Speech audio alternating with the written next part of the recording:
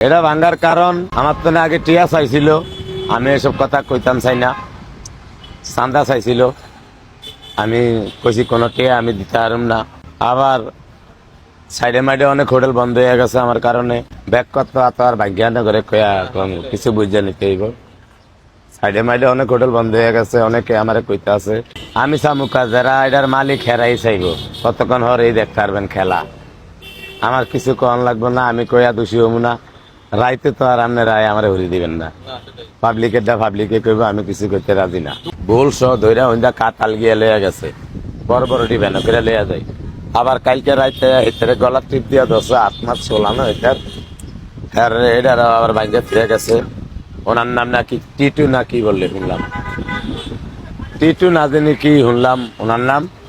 এলো আইসিআর 3-4 জনে কয় টিটু এমন গেছে, টিটু এমন গেছে। মানে টিটুকে এটা তো আর আমি চিনি না। কালকে রাইতে আমার এক বেনলা থাকে এনো বুড়া চাচা, ওনার কেউ নাই। ওনারে এনো আমি রাহি 3 বেলা খাবাই। আবার বাজার হদাই করে আইনা দেয়, ফেলেট মেলে টাকিয়া দেয়। সেই ভাবতে হারে আমি 200-300-400 করে টিয়া দিই। আবার এনো থায় আমার উপকার হয়। পরশুকার আগের দিন একজনের 30 টাকা গ্যালাস দিছে। দোকানের মালিক পাবলিক, এটা আর নতুন কথা না, এটা আরো 1 মাস আগের কথা। আমার কিছু না, এটি সব পাবলিক।